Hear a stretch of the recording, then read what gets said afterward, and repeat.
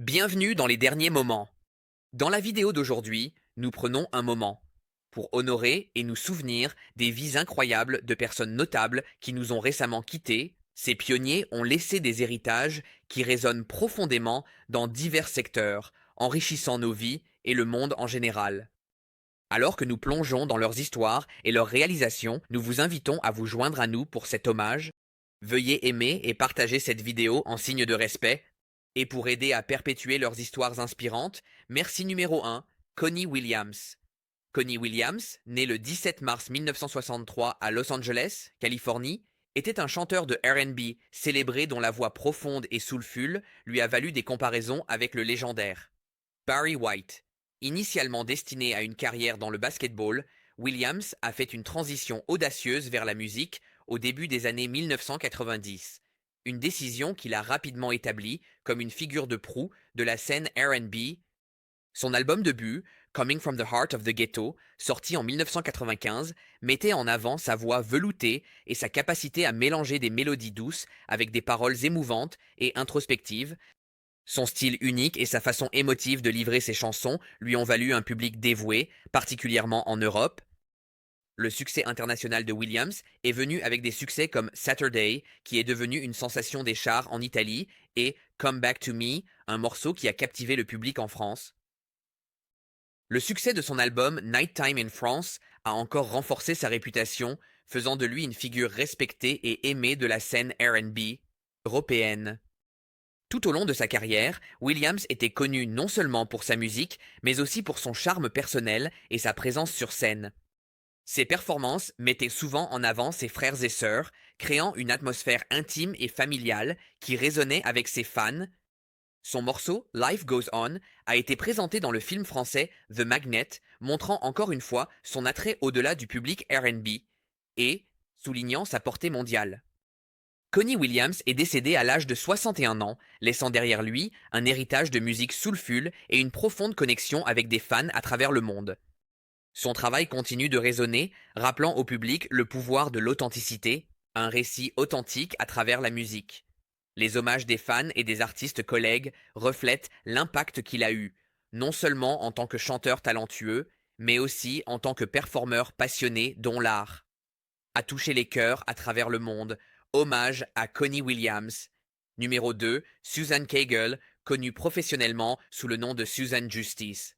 Susan Cagle était une chanteuse, compositrice et guitariste talentueuse dont l'ascension unique vers la célébrité a commencé dans les stations de métro animées de New York. Née le 10 mars 1980 sur l'île d'Aruba, Cagle était la deuxième plus âgée de 10 enfants dans une famille musicale associée au groupe religieux Les Enfants de Dieu. Ses premières années ont été marquées par des voyages constants et des performances dans les coins de rue à travers le monde avec sa famille.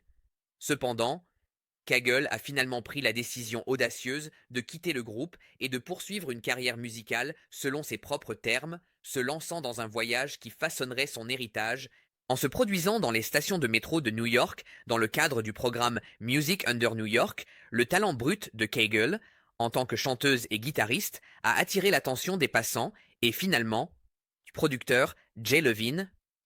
Cette rencontre fortuite a conduit à un contrat d'enregistrement avec Columbia Records et en 2007, elle a sorti son album debut, The Subway Recordings, qui mettait en avant l'authenticité de ses performances underground. La réinvention était un thème clé dans la vie et la carrière de Cagle. Après avoir adopté le nom de scène Susan Justice, elle a sorti son deuxième album Eat Dirt en 2012 sous Capitol Records. Cet album a marqué un nouveau chapitre dans son parcours artistique, mettant en avant sa croissance en tant que musicienne et conteuse. Le travail de Cagle était plus qu'une simple musique. C'était un reflet de sa résilience et de son parcours pour trouver la liberté et l'authenticité. Cagle est décédée à l'âge de 44 ans, laissant derrière elle un héritage de persévérance, de créativité et de courage. Elle sera rappelée non seulement pour ses performances captivantes et ses paroles puissantes, mais aussi pour son esprit d'indépendance et la façon dont elle a inspiré les autres à poursuivre leur passion malgré les obstacles. Son parcours des rues au projecteur témoigne du pouvoir de l'authenticité et de la détermination face à l'adversité. Hommage à Susan Cagle. Numéro 3, Liam Payne. Liam Payne, né le 29 août 1993 à Wolverhampton, en Angleterre, était un chanteur et compositeur extraordinaire dont l'influence et le talent ont façonné la scène musicale mondiale. Devenu célèbre en tant que membre du groupe emblématique One Direction, Payne a captivé des millions. Personne avec sa voix puissante et sa présence dynamique sur scène.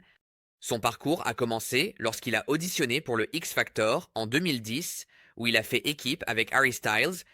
Payne, Mark-Louis Tomlinson et Niall Horan ont formé l'un des groupes de garçons les plus vendus de l'histoire.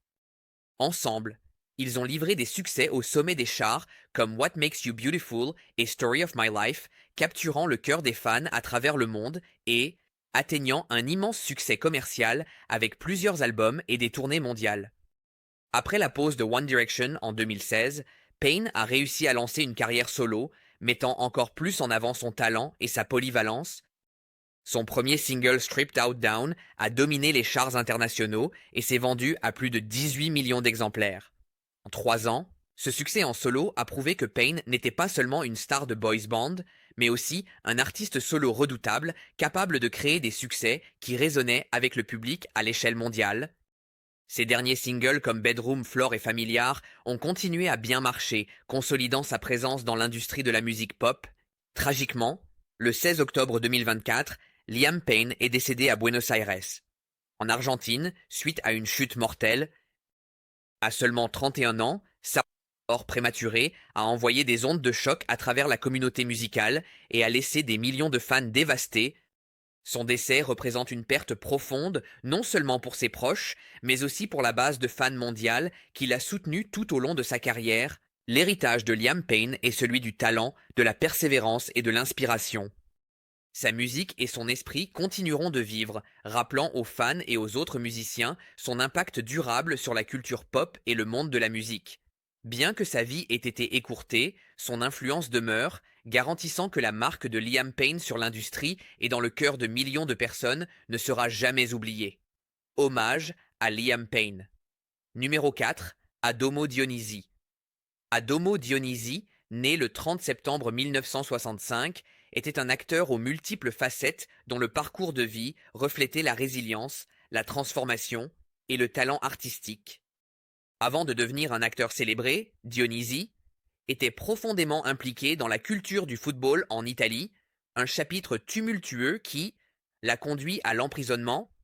C'est pendant son temps derrière les barreaux que Dionisi a découvert une passion pour le théâtre, participant à des projets de théâtre en prison, ce qui a déclenché un passage de la controverse à la créativité. Ce tournant a marqué le début d'un nouveau chapitre, lui permettant de canaliser ses expériences dans des performances puissantes à l'écran. Le premier film de Dionisi est arrivé dans Born Round en 2008, un projet dans lequel il a non seulement joué, mais qu'il a aussi coécrit, montrant ainsi sa capacité à raconter des histoires dès le début.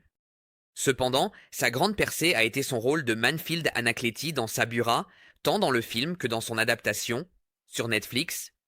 Sa représentation du patron de la mafia impitoyable a captivé le public, montrant sa capacité à apporter intensité et authenticité. Des personnages complexes. Son travail a attiré l'attention de réalisateurs renommés. Au-delà de Sabura, Dionisi a continué à enrichir sa filmographie avec une variété de rôles, chacun montrant son éventail en tant qu'acteur. Parmi ses apparitions notables, on trouve Ugly, Nasty People, Morrison, et son dernier rôle dans Honest en 2023. Sa dernière apparition dans le court-métrage Marcello de Maurizio Lombardi est sortie juste avant son décès, marquant la fin d'une carrière remarquable. Adamo Dionisi est décédé à l'âge de 59 ans après une longue maladie, laissant derrière lui un héritage de performances captivantes qui continue d'inspirer. Son parcours, passant d'une vie de tourment à une réussite artistique, est un témoignage de sa résilience et de sa passion. Les hommages de ses collègues, de ses fans et de l'industrie cinématographique soulignent l'impact qu'il a eu, célébrant non seulement son talent, mais aussi sa transformation personnelle et son dévouement à l'art de jouer. Hommage à Adamo Dionisi. Numéro 5. Alan Mansfield. Alan Mansfield était un individu aux multiples facettes qui a laissé une empreinte durable tant dans le domaine juridique que musical, laissant un héritage qui allie créativité et justice. Sa vie était marquée par une passion pour les arts et le droit, montrant son incroyable éventail et son dévouement. En tant que musicien, Mansfield a acquis une large reconnaissance en tant que membre du groupe néo-zélandais-australien Dragon. Son travail en tant que producteur et musicien a été une grande source d'inspiration pour le groupe, a joué un rôle clé dans le succès du groupe, notamment avec leur tube de 1983, Rain. La vision artistique et l'instinct musical de Mansfield ont contribué à façonner le son du groupe, contribuant à leur renommée et à leur popularité à cette époque. Cependant, il était un avocat très respecté, reconnu pour son acuité juridique, son intégrité, son expertise en matière de litige. Au cours de sa carrière juridique, il a remporté des victoires significatives, y compris l'affaire emblématique New York State Club Association contre la ville de New York, où il a défendu les droits du premier amendement. Le dévouement de Mansfield à la justice sociale était évident dans son travail au-delà de la salle d'audience. Il a établi la bourse de justice raciale Alan Mansfield, un programme visant à soutenir de jeunes avocats dans la prise en charge de cas traitant des inégalités raciales et sociales. Sa bourse reflète son engagement de toute une vie à utiliser son expertise juridique pour le bien commun. Mansfield a également défendu des causes liées aux droits des personnes handicapées, au logement et à l'éducation, veillant à ce que son influence s'étende à de nombreux domaines où la justice et l'équité étaient les plus nécessaires. Le décès de Mansfield en 2024 a marqué la fin d'une vie remarquable dédiée à la fois au droit et à l'art. Le dévouement indéfectible de Mansfield à la justice, à la créativité et au service a laissé une empreinte indélébile sur la vie de ceux qui ont eu le privilège de le connaître et de travailler avec lui. Bien qu'il ne soit plus parmi nous, ses contributions perdurent, résonnant à travers la communauté juridique et le monde de la musique, établissant un pont entre ces deux aspects distincts mais tout aussi importants de sa vie. Hommage à Alan Mansfield. Numéro 6. Aaron Kaufman. Aaron Kaufman était un cinéaste visionnaire dont l'approche dynamique de la narration a captivé les audiences et influencé l'industrie cinématographique. Né sur Long Island, New York, la première exposition de Kaufman au cinéma est venue de son oncle, allumant une passion qui allait façonner sa carrière. Il a d'abord lancé une petite société d'animation avant de progresser pour travailler avec Palm Pictures, où ses talents de producteur et de narrateur ont commencé à briller. En 2006, il a fondé sa société de production, Barbarian Films, préparant le terrain pour une série de collaborations réussies et de projets indépendants qui ont solidifié sa réputation dans l'industrie cinématographique. Kaufman a gagné une reconnaissance significative grâce à ses collaborations avec le réalisateur renommé Robert Rodriguez, produisant des films emblématiques tels que Machete, Machete Killed et Sin City, A Dame to Kill For. Son travail en tant que producteur s'est également étendu à des films comme The Greatest et Chef, montrant sa capacité à amener des histoires diverses à l'écran. Cependant, la véritable passion de Kaufman résidait dans la réalisation et il a fait la transition vers ce rôle avec des projets marquants comme Urge et Crusaders, des ex-témoins de Jéhovah prennent la parole, un documentaire qui abordait des questions sociales sensibles avec empathie et perspicacité. En 2023, Kaufman a cofondé Superpower avec Sean Penn, un documentaire qui visait initialement à dépeindre le président ukrainien Vladimir Zelensky. Suite à l'invasion de l'Ukraine par la Russie, le film est devenu une exploration poignante du coût humain du conflit. Au moment de son décès prématuré à 51 ans d'une apparente crise cardiaque, Kaufman avait terminé deux autres projets, Stealing Don Ho et Ronbert, démontrant encore une fois sa nature prolifique et sa vision créative. Il laisse derrière lui sa partenaire Kia et ses trois enfants, qui perpétuent son héritage de passion pour la narration. La mort soudaine de Kaufman est une perte profonde pour la communauté cinématographique, mais ses contributions au cinéma continuent d'inspirer et d'influencer les générations futures de cinéastes. Hommage à Aaron Kaufman. Numéro 7. Mark Edward. Mark Edward était un mentaliste, auteur et sceptique américain célébré dont la carrière de plusieurs décennies a laissé un impact profond sur le monde de la magie et le mouvement sceptique.